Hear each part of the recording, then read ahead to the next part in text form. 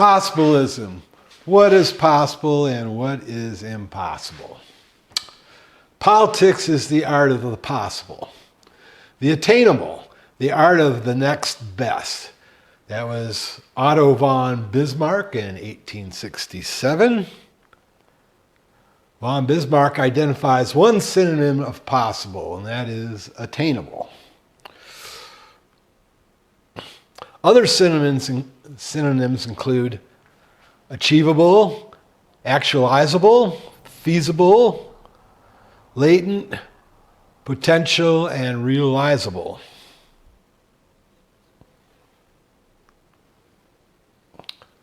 Possibles include conceivables and imaginables that are not or could be unachievable, unactualizable, unattainable, unfeasible, or unrealizable. They may be interesting thought experiments, but have little relevance to what is realizable.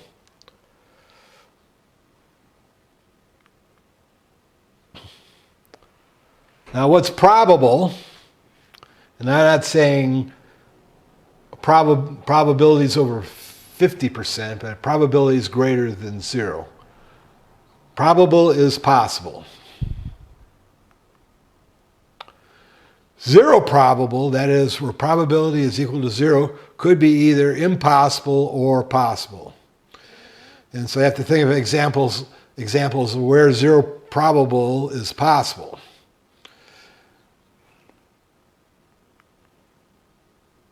What is impossible? Impossibilities include, number one, changing the past. The past is unchangeable. Time travel to the past. We've all contemplated all the paradoxes that exist with time travel. 3, two solid objects passing through each other unaltered. That is, every collision results in some kind of alteration of the objects that collide. Unless they're totally elastic. I imagine you could say maybe 2 billiard balls that collide are elastic enough that there's no seeable damage. There's probably a little bit of damage even on billiard balls. 2 solid objects occupying the same space at the same time.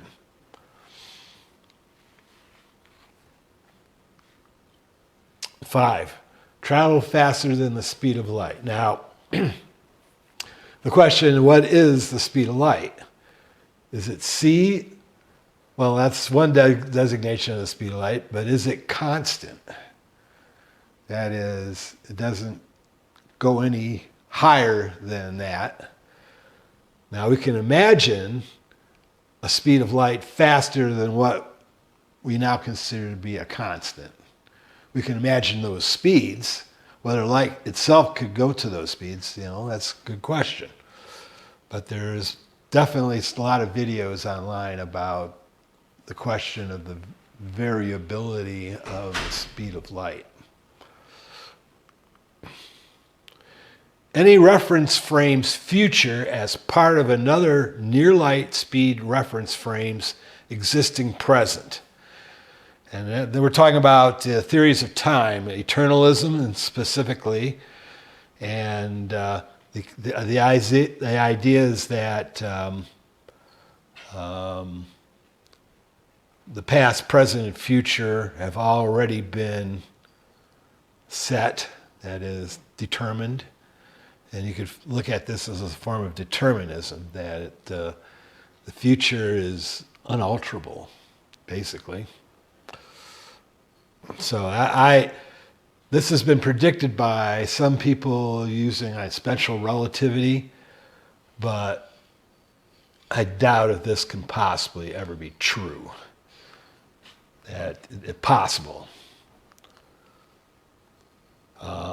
Unassisted human flight. No, this is a hang glider. That's assisted. There's a paraglider. It's sort of like a steerable parachute. And here's a wingsuit. That is, you can use it to slow down your fall and then change, your direction that you are relative to the ground. Okay, 8, unassisted levitation, rising or ascension. And by unassisted, I means magnetism, water, air, wind, or sound is not used to counteract the force of gravity. Okay, unassisted levitation means magnetism. And here's the case of magnetism. It's a prototype. These are magnets that are repelling each other, and that's the counteraction of gravity. Water, that is flotation. As you're floating on water. That's not really, that's assisted levitation, if you want to call it that. Air and wind. Here is what they call indoor skydiving. It's actually a wind tunnel blowing air up, and then the force of the wind counteracts the force of gravity. And sound. Sound can actually be used to levitate. And here's an example. These are levitated by sound. And I'm sure there must be, I don't know if there's any limitations on the size of things that can be levitated. These things are not used to counteract the force of gravity, as I said. I should. Okay. Telekinetic force, that is the mental ability to physically move or hold material objects that can cause levitation, has been claimed by Maharishi Mahesh Yogi with transcendental meditation.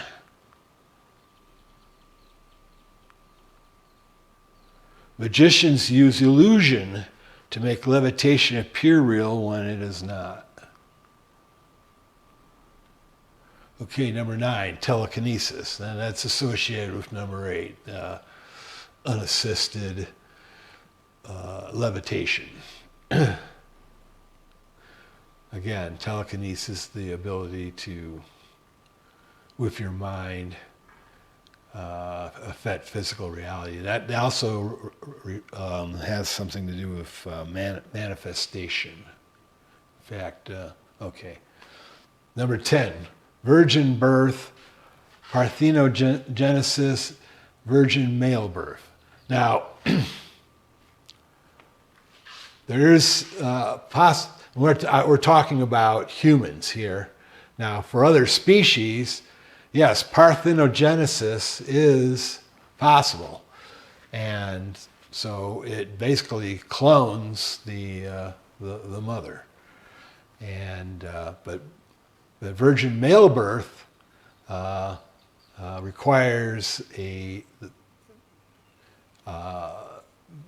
donation by a male father of the Y chromosome that makes male babies male. So here we go. Again, here, unassisted physical manifestation by thought alone. That I should have put these telekinesis. I mean unassisted, that is, just the pure mental thought of wanting something to actually become realized by thought alone. Now, that doesn't mean that the thought itself doesn't motivate somebody to take actions, to make things happen, to manifest themselves. Disembodied vision and other senses, that is hearing and smell, out of body experiences. I know there'll be a lot of people that won't agree with me on this, but and I can't prove it, and I'm not sure anybody else can prove it otherwise either. So, disembodied consciousness, that your consciousness continues after your death, or that while you're alive you can dissociate your consciousness from your body. That is, your consciousness flies around somewhere outside your body. Disembodied spirits, souls, and ghosts. That is, something inside you can leave your body, either by death or other means. Spirits and souls that continue after your death. Two consciousness occupying the same space at the same time. Now, kind of a possible exception to this would be people of multiple personalities. And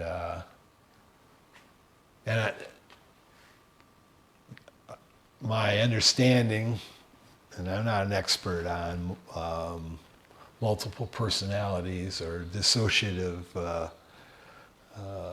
condition, that usually it's, if there are multiple personalities, they only become conscious one personality at a time.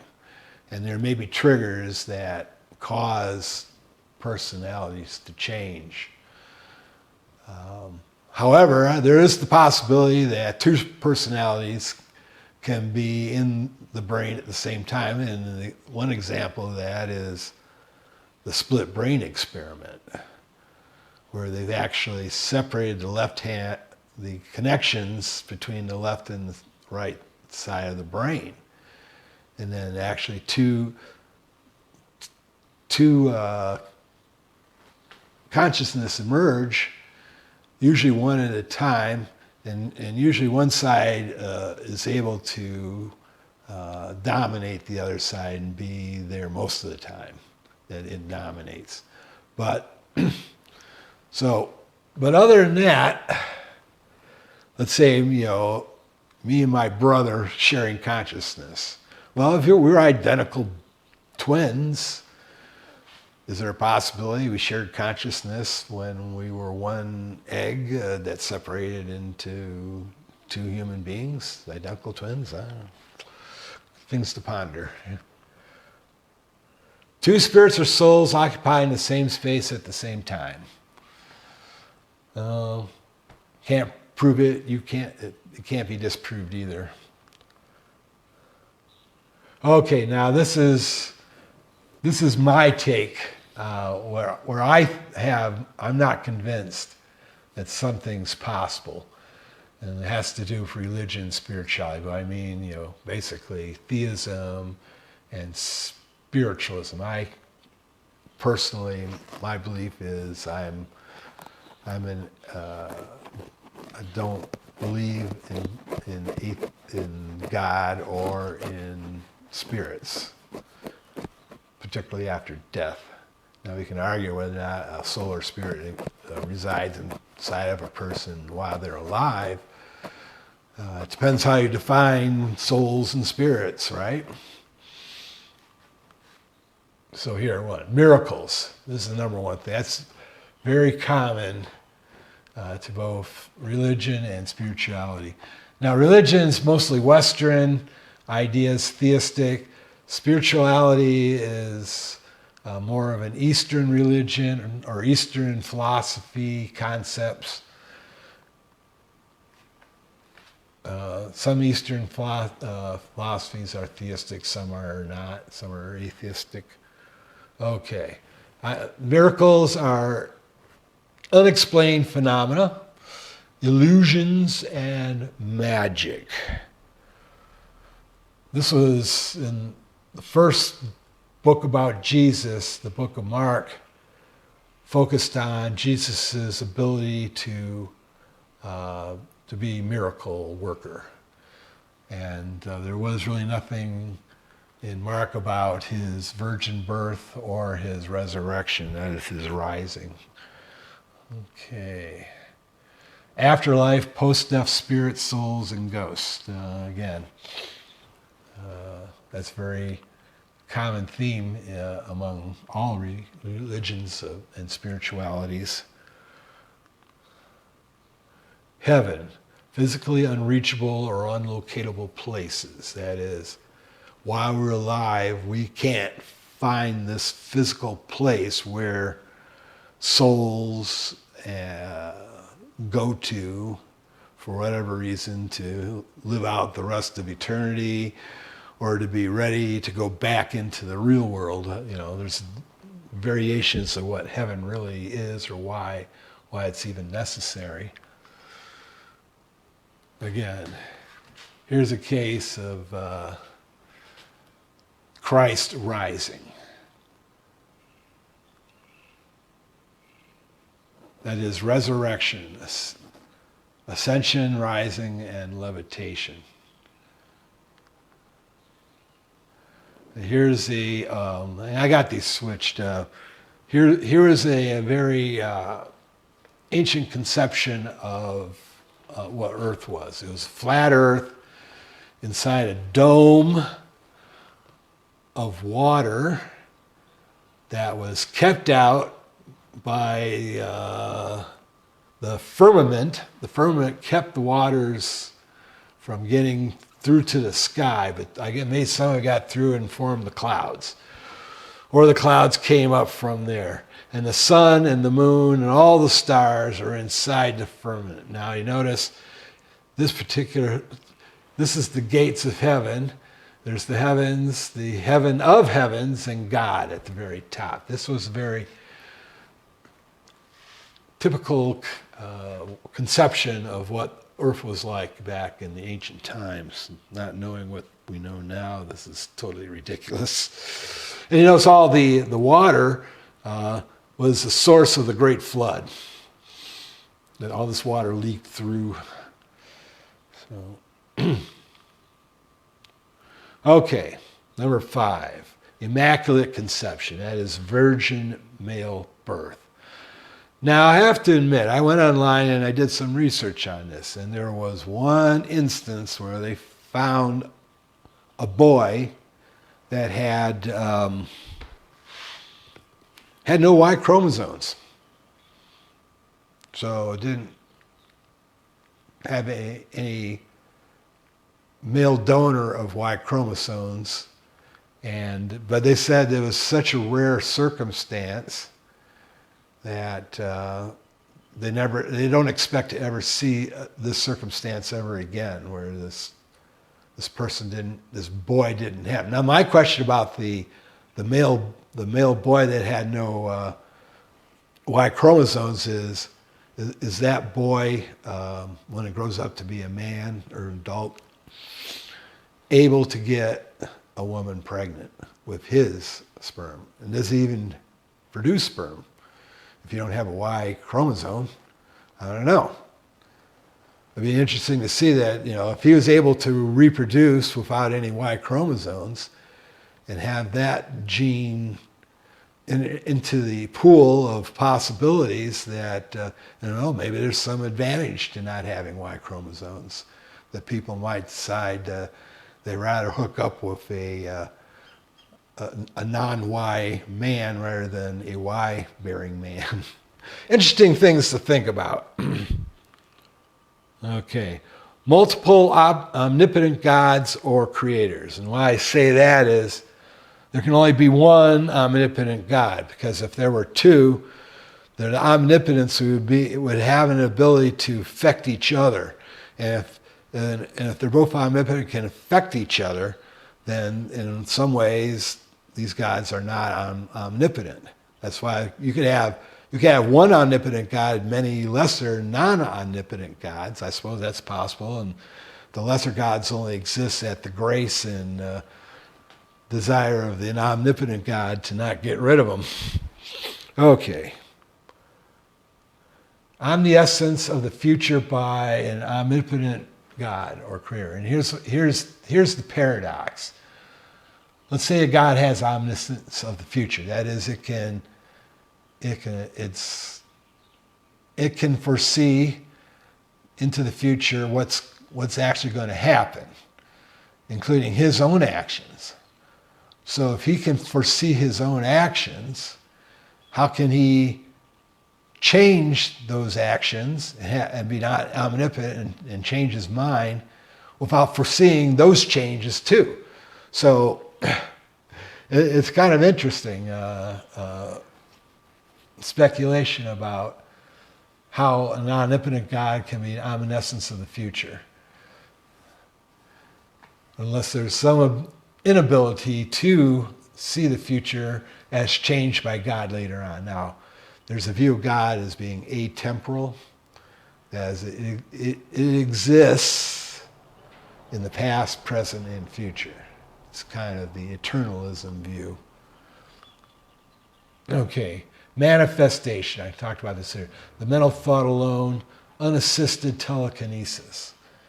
That is,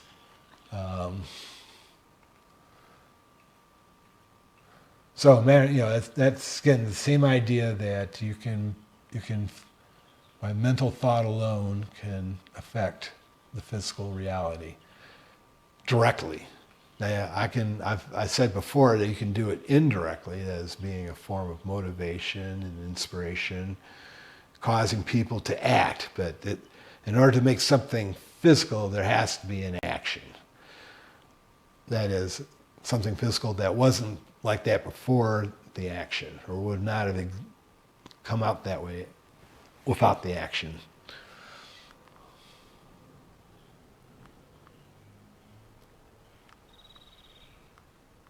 Oh, well, I was going to say that's my last slide, and please comment.